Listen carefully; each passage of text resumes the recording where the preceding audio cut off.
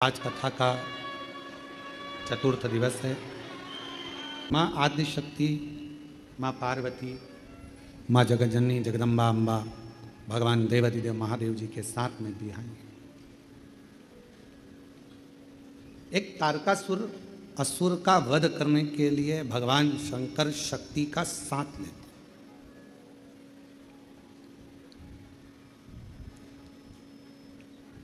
तारकासुर एक ऐसा असुर है जो भगवान शिव से स्नेह भी करता है और चाहता है कि मेरे भगवान भोलेनाथ जी का घर बस जाए, परिवार उनका हो और उनका पूरा परिवार, पूरा कुटुंब आनंद से निवास करे।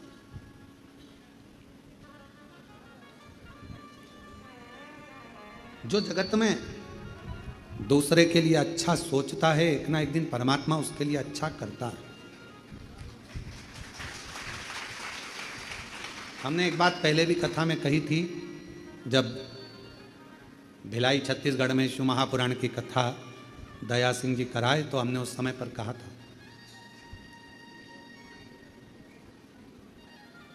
अपने घर में बैठकर रोज प्रतिदिन अपने दुखड़े को मत रो किसी के साथ। कोई दूसरा व्यक्ति तुम्हारे दुखड़े सुधार सकता है क्या? तो फिर हम दूसरों को अपना दुखड़ा क्यों रोए? मेरी बहू ऐसी, मेरा बेटा ऐसा, मेरी सास ऐसी, मेरा ससुरा ऐसा, मेरी ननंद, मेरी भाभी, मेरी देवरानी, मेरी जेठानी, या कोई दुखड़ा तुम्हारा है, तुम दिन भर यदि अपने घर में रहकर अपने दुखड़ों को रोते रहोगे तो तुम्हारा दुख समाप्त होने वाला नहीं है। क्यों? भगवान प्रतिदिन अपने घर के बाहर सुख को, लक्ष्मी को, संपदा को, वैभव को, नंदी को रोज भेजते हैं। और हमारे घर में हम अगर पुराने दुखड़ों को रोज रोएंगे तो हमारा सुख हमारे घर में कभी प्रवेश नहीं करता और दुख जिंदगी भर बना ही रहता है।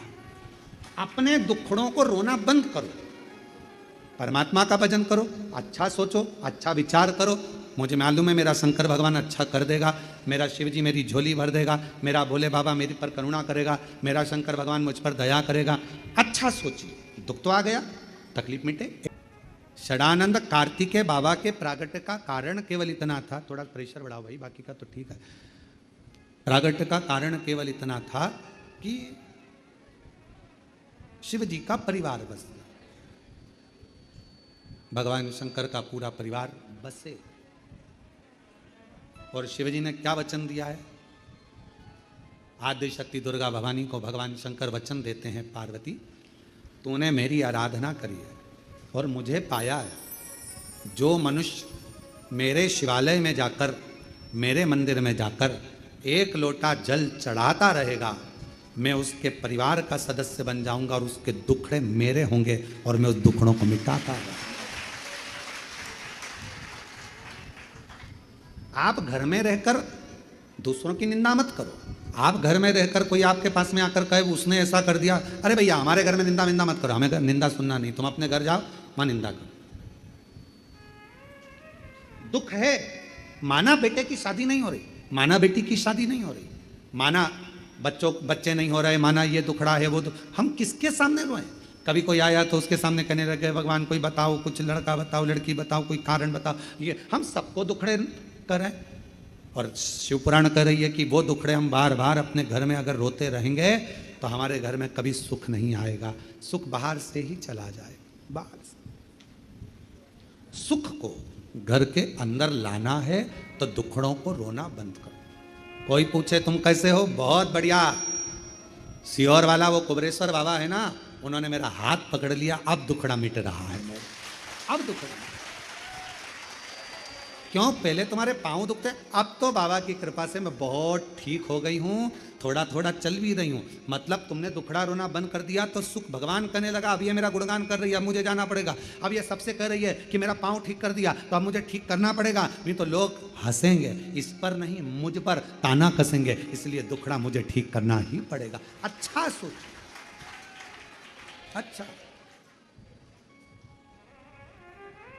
हम दुखड़ों से रोना बंद करेगा।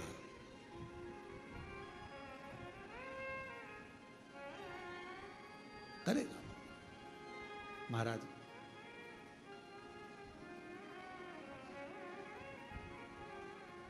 और जिस दिन अच्छी सोच, अच्छा विचार, अच्छी बुद्धि, अच्छा चित्त, अच्छा मन तुम्हारा भीतर से होने लगेगा तो शिव भी तुम्हारे लिए अच्छा करना प्रारंभ कर देगा। अच्छा, मानव का शरीर कब काम का है? जब वो शिव जी की साधना करे।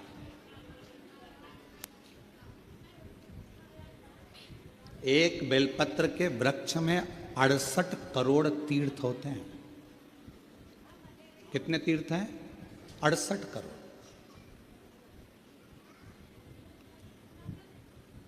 एक बेलपत्र के वृक्ष के अंदर 68 करोड़ तीर्थ होते हैं।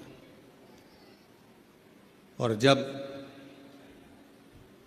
हम एक बेलपत्र तोड़कर शिवजी के मंदिर में लेकर जाते हैं, शंकर भगवान को जब हम बेलपत्र समर्पित करते हैं, और जब बेलपत्र समर्पित करने के बाद एक बेलपत्र हम अपने लिए औषधि के रूप में लेकर आते हैं, तो लोग पूछते हैं कि शिवजी पे चढ़ा बेलपत्र क्यों खाना चाहिए? एक वृक्ष बेलपत्र का जिसमें 68 करोड़ तीर्थ है।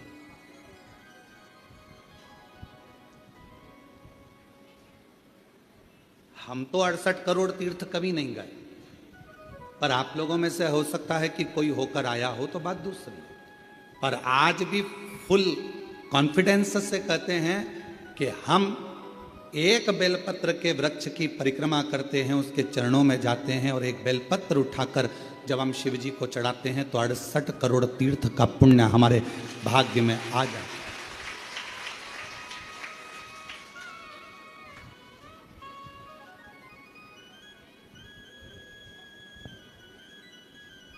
और इतने पवित्र तीर्थ,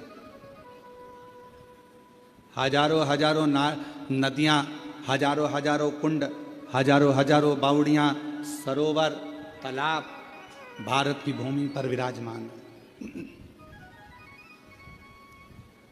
कुछ तीर्थ भारत की भूमि के बाहर भी,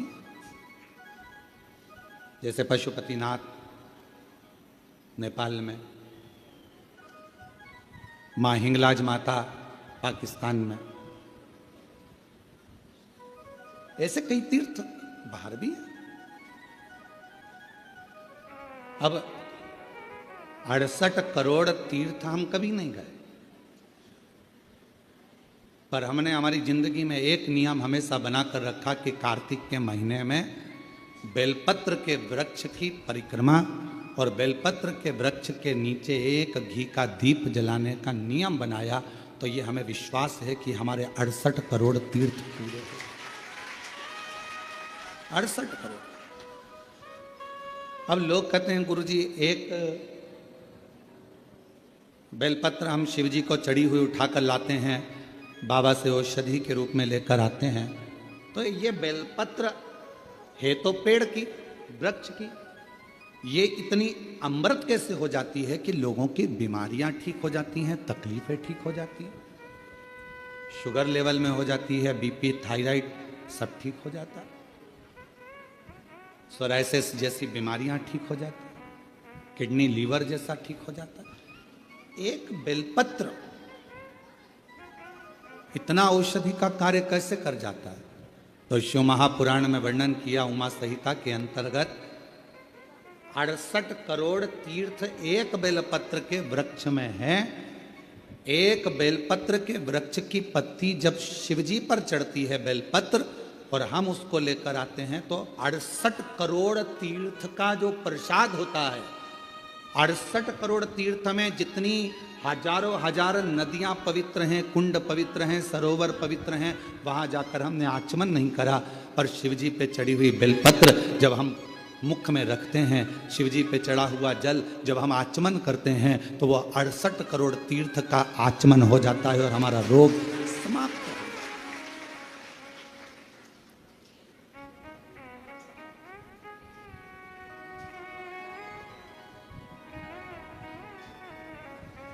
68 करोड़ तीर्थ।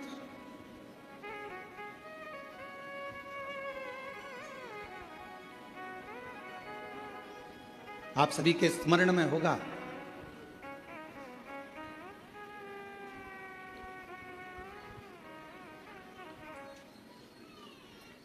एक माता देवी भागवत कहती है माँ ललिता,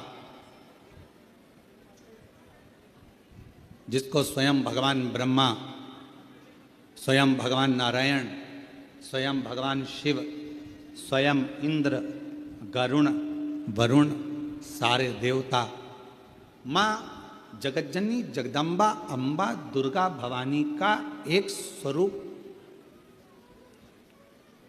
भंडासुर को मारने के लिए प्रकट करता है।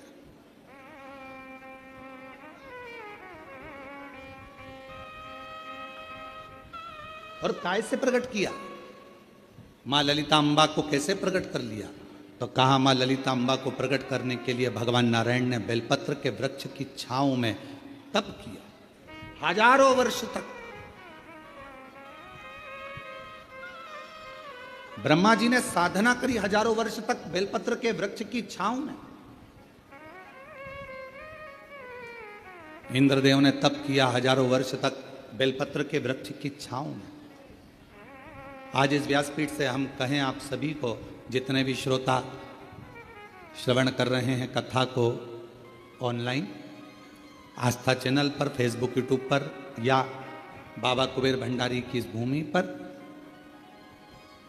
जब भी आपका कोई भी तीज त्योहार पड़े, आपके घर में कोई भी त्यौहार आवे, आपके घर में कोई भी उत्सव आवे, आपके घर में बच्चों का जन्मदिन आवे, आपकी शादी की सालगिरह आवे, आपके घर में कोई भी विवाह आवे, आपके घर में कोई भी अच्छा कार्य हो, कोई त्यौहार आ गया, दिवाली आ गई, दशहरा आ गया, कोई नवरात्रि आ गई, गणेश चतुर्थी आ गई, चतुर्थी आई, छठ आई, कोई भी व्रत आपका पवित्र कोई उत्सव आया, तो एक काम जरूर करा करो, बेलपत्र के वृक्ष के नीचे जाकर एक घी का दीपक लगाया करो और श्री शिवाय नमस्तुभ्यम जरूर बोला करो। फल दो।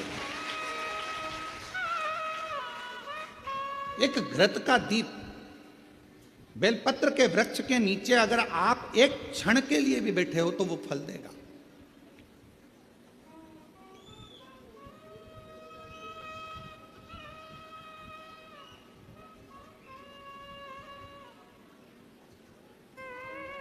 कितने ये सामने जो बगीची दिखती है आपको, जो अभी बन रही है, उसमें कई मेरी माताओं ने, कई मेरी जीजियों ने, उसमें अगर कोई बांस लगा है या कचरा पड़ा है तो माताएं उसको साफ कर देती हैं और बेलपत्र के पौधे को वहाँ रखी है। बेलपत्र के पौधे को उन्होंने वहाँ लगाया है।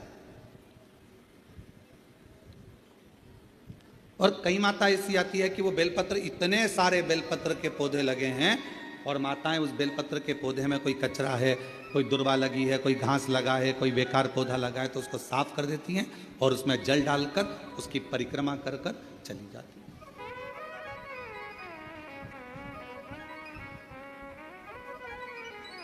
कई माताओं की आदत है, पीछे जो बेलपत्र की बगीची है वहां जाकर परिक्रमा कर लेती।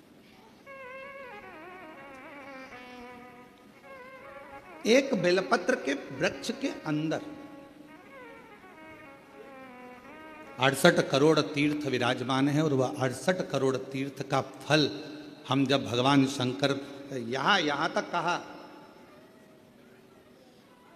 कई लोगों की आदत रहती है पहले जल चढ़ाने से पहले शंकर भगवान के शिवलिंग पर अगर बेलपत्र रखी है तो उसको हटा देते हैं। शिव महापुराण की कथा कर रही है, अगर शिवलिंग के ऊपर बेलपत्र चढ़ी हुई है, चढ़े रहने दो, फूल हैं, आप उसको हटा सकते हो, मना नहीं। शिवजी का अभिषेक करने से पहले, भगवान शंकर को जल चढ़ाने से पहले, जब आप घर में कोई अनुष्ठान कर रहे हो, शिवजी का अभिषेक कर रहे हो, शंकर भगवान का कोई साधना कर रहे हो, शिव अभिषेक कर रहे हो, तो सबसे पहले शिवलिंग पर एक बेलपत्र का होना जरूरी है, फिर जल चढ़ाओ। क्यों? आपके पास, हमारे पास इतनी जो शास्त्रों में वर्णन किया गया, गंगा, यमुना, सरस्वती, कावेरी, मंदाकिनी, क्षिप्रा, नर्मदा आदि आदि की जितनी भी पवित्र नदियां हैं, सरयू आदि की जितनी पवित्र नदियां हैं, इतनी नदियों का, इतने सरोवर का, इतने कुंड का जल हमारे पास नहीं है। हमारे पास इतना जल नहीं है। हो सकता है आपके पास हो, पर हमारे पास नहीं। 26,000 नदियां भारत की भूमि पर अविरल बहती हैं, पवित्र नदियां 26,000 नदियां बहती हैं। अब मुझे तो नहीं लगता कि 26,000 नदियों का जल तुम्हारे घर पर होगा।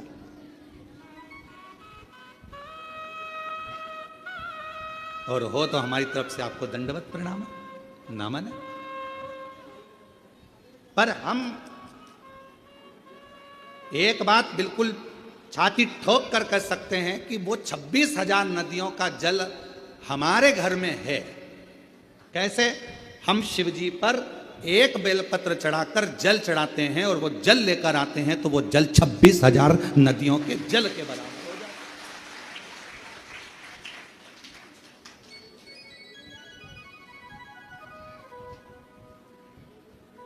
अब ये और अब आप छाती ठोक कर आप भी कह सकते हो हमारे यहाँ भी 26,000 नदियों का जल है महाराज। ओ सियर वाले महाराज, तुम्हें क्या मालूम है, हमारे यहाँ भी 26,000 नदियों का जल आता है। शिव जी पे बेलपत्र चढ़ी रहती है, हम जल चढ़ाते हैं। वो पानी जब हम थोड़ा सा झेल कर लाते हैं, आचमन करते हैं, घर पर छींटते हैं, वो 26,000 नदियों का जल हमारे को पवित्र कर देता है।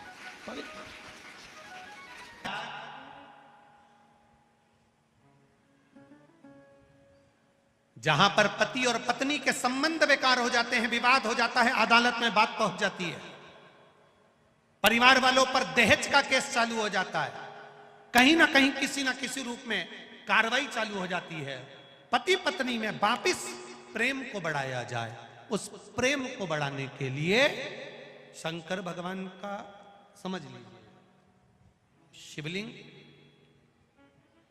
कनेर के पुष्प की माला, काई के पुष्प की, कनेर का वो पीला जो फूल होता है, आप टीवी पर दर्शन कर रहे होंगे, कनेर के पुष्प की माला जो ऊपर जलाधारी लगी है, जिस जलाधारी में से बूंद बूंद पानी गिरता है, ये शंकर भगवान की 5 बेटियों का स्थान है।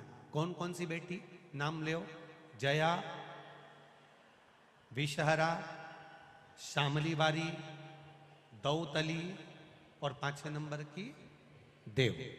ये शिव जी की 5 लड़की है जो पानी बूंद बूंद नीचे गिरा रही है। शंकर भगवान की बेटियों के स्थान से शंकर भगवान की जो ये जलाधारी है, जलाधारी अशोक सुंदरी वाला स्थान, ये जो जलाधारी है, बेटियों के स्थान से जलाधारी तक जो कनेर के माला बनाकर स्पर्श कर कर लगा देता है, शिवरात्रि के दिन प्रदोष काल के समय पर उस पति पत्नी में कितना भी झगड़ा हो रहा हो, आपस में प्रेम बनना प्रारंभ हो जाता है। अदालत का केस धीरे धीरे समाप्त होने लगता है। अदालती कार्रवाई यहां तक कहा गया, कनेर का पुष्प, भाई भाई में विवाद हो रहा हो, जमीन के लिए विवाद हो रहा हो, किसी प्रॉपर्टी के लिए विवाद हो रहा हो, या किसी अन्य विवाद में पड़े हुए हो, या तुम्हारे दुश्मन बढ़ रहे हो, तो भी कनेर का पुष्प शिव को समर्पित किया जाता। कनेर का पुष्प सुख प्रदान करना, आनंद देना, जिसको कोई ना पाए उसको मेरा महादेव पाए। महाराज, खाली ना जाता कोई दर से तुम्हारे, मैं भी खड़ा हूं नन्ही पाए बसारे, अपने हृदय से लगा लो, लगा लो, गिरा जा रहा हूं, उठा लो, उठा। शिव कथा कर, कल कोई माता जी ने पत्र लिखा था, उसमें लिखा था गुरुजी हमारे पत्र नहीं पढ़ते। पत्र बहुत सारे रहते हैं, हम प्रयास करेंगे कल की कथा में आपके पत्रों को भी लिया जाए। नए पत्र आएंगे, उसके साथ आपके पत्र भी कल की कथा में हम लेंगे, प्रयास करेंगे। भगवान शिव की कथा करें। दूसरे नंबर का पुष्प, पहला कौन सा है? बोलते जाओ, पारिजात। दूसरा कनेर का पुष्प, सुख प्रदान करने वाला, आनंद देने वाला, शिव को प्रियता में भी प्रिय। लोग समझते नहीं है, मंदिर में जाते हैं, भगवान पे चढ़ा हुआ फूल, भगवान पे चढ़ी हुई बेलपत्री पूरे मंदिर में जहां वहां पड़ी रहती है, और लोग उस पे से चलते हुए, लांघते हुए निकल जाते हैं। पंच पुष्प शिव महापुराण की 2 बातें अपनी जिंदगी में उतार कर रखना। यदि कोई बड़ा रोग अपने जीवन में नहीं चाहते हो, इस मुख को जिंदगी भर शुद्ध चाहते हो, और इस मुख में कभी कोई बड़ी बीमारी नहीं चाहते हो, तो दो बातें अपनी जिंदगी में उतार कर रखना। एक, भगवान के पड़े हुए निर्माल्य पर कभी लांगा ना जा।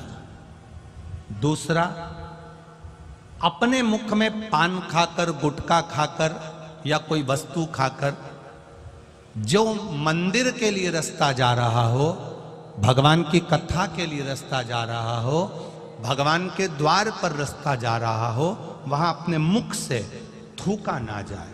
जितने लोग पार कर कर जाते हैं उतना दोष आपको लग जाता है और आपका जीवन नष्ट हो जाता है।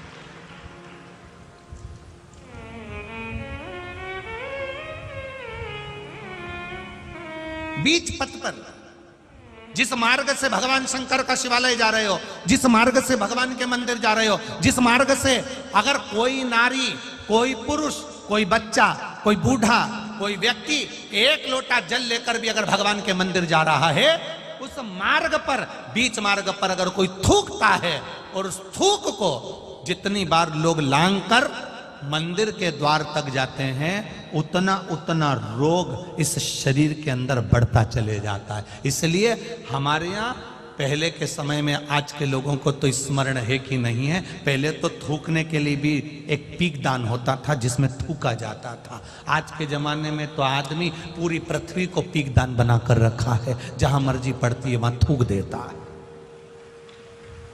ये श्रेष्ठता नहीं है हमारे। ये वसुंधरा, ये पृथ्वी, ये वसुंधरा, ये भूमि माता, ये पृथ्वी माता, जिसकी गोद में हम पाल पोस कर बड़े हुए हैं, जिसका दिया हुआ अन्न हम पा रहे हैं, जिसके आनंदमय आशीर्वाद से हम अपनी जिंदगी जी रहे हैं, इस पृथ्वी को भी नमन करना चाहिए। नमन, प्रणाम करना चाहिए।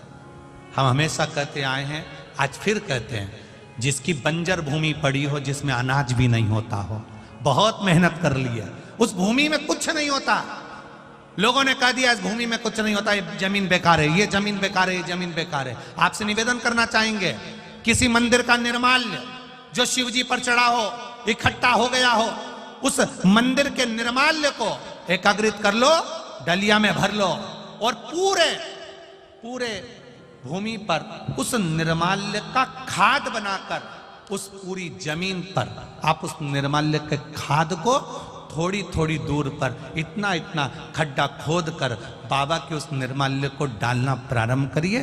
क्यों? क्योंकि उससे भूमि की उपज देव अधिदेव महादेव की कृपा से अपने आप बढ़ना प्रारंभ हो जाएगी। उसको रखो, डालो, सभी जगह पर नहीं, कुछ स्थान चिन्हित कर लो कि हाँ ये बमूल का पेड़ है, इसके नीचे मैंने रख दिया, बे पीपल का पेड़ है, इसके नीचे मैंने रख दिया। उस निर्माल्य का एक बाबा से निवेदन कर कर, बाबा बस आपको लेकर जा रहा हूं, ये समझो कि आप मेरी भूमि को उपजाऊ आप बना सकते हो, मेरे जीवन को धन्य आप बना सकते हो। उससे दो फायदे होंगे। क्या? एक, निर्माल्य जो इकट्ठा होता है, लोग उसको ले जाकर नदी में डाल देते हैं, नदी में डाल देने से नदी दूषित हो जाती है, नदी में प्रदूषण हो जाता है। तो वो निर्माल्य जब आप जमीन में ले जाकर गाड़ोगे, डालोगे, तो नदी भी शुद्ध होगी और भूमि में भी उसकी खाद बनकर उस भूमि पर भी उसका शुद्धता का भाव जागृत होगा। अब करो उससे, आप कहो,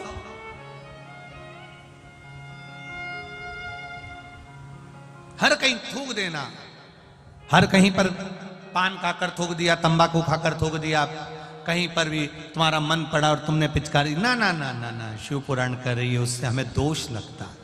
उस दोष का वर्णन कई लोग कहते हैं, ये तो कुछ खाता ही नहीं था, ये तो बहुत अच्छा व्यक्ति था, इसको ऐसी बीमारी हो गई, इसको ऐसा रोग हो गया। कहां से हो गया? कारण क्या है? ये रोग आया कहां से? हो सकता है इसकी आदत में था, घर से निकलता था, कहीं देवालय शिवालय पढ़ता था, ध्यान नहीं दे पाता था, थूक दिया, उस पे से निकलकर लोग जाते रहे, मंदिर पहुंचते रहे, उसका दोष जिंदगी में आ जाता है, वो दोष है। पहले के समय में गांव के लोग तो आज भी जानते होंगे कि पहले पीक दान चलता था, आप लोगों के स्मरण में होगा, कभी कभी आप लोगों ने देखा भी होगा, छोटा सा रहता था, उसमें लोग थूक देते थे, उसमें लोग कुल्ला कर देते थे, पर यहाँ वहाँ लोग नहीं थूकते थे, पर चला, अब लोगों ने वो चालू करा। दो चीजें स्मरण में रहे,